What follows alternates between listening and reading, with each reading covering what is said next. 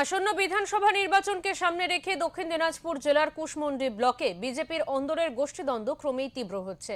রাজ্য বিজেপি ৩৭ নম্বর কুশমন্ডি বিধানসভা কেন্দ্রের প্রার্থী হিসেবে তাপস চন্দ্র রায়ের নাম ঘোষণা করলেও দলের একাংশ কর্মী সমর্থকদের মধ্যে সেই সিদ্ধান্ত নিয়ে তীব্র অসন্তোষ তৈরি হয়েছে। এই প্রেক্ষিতে কুশমন্ডি ব্লকের বাঘরাইচন্ডি গ্রামে একটি সাংবাদিক সম্মেলনের আয়োজন করা হয়। সেখানে জেলা বিজেপি যুব মোর্চার সম্পাদিকা রিমা সরকার প্রার্থীর বিরুদ্ধে প্রকাশ্যে ক্ষোভ উগরে দেন। তার অভিযোগ, তৃণমূল স্তরের কর্মীদের মতামত উপেক্ষা করে একতরফাভাবে প্রার্থী ঘোষণা করা হয়েছে, যার ফলে দলের ভিত দুর্বল হয়ে পড়ছে। এদিনের সাংবাদিক সম্মেলনে উপস্থিত বিজেপি নেতা অলোক চৌহান আরও কড়া বার্তা দেন। সব মিলিয়ে কুশমন্ডিতে বিজেপির অন্দরের এই বিরোধ এখন প্রকাশ্যে আসায় নির্বাচনের আগে দলকে বড়সড় চ্যালেঞ্জের মুখে পড়তে হতে পারে বলে মনে করা হচ্ছে।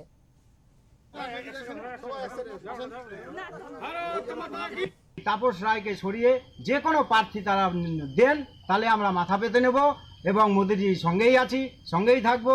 যদি তার বিবেচনা না হয়, তারা আমরা বলেছি 6 তারিখে বিকল্প আমরা ঘোষণা করব, এটুকুই আমাদের বলার।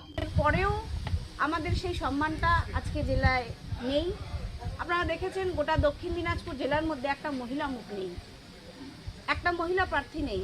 অথচ আমরা বলি যে মাতৃশক্তি জিন্দাবাদ, মহিলা মোর্চা এগিয়ে যাক, মাতৃশক্তি মহিলাদের নিয়ে সবসময় কাজ করতে হবে।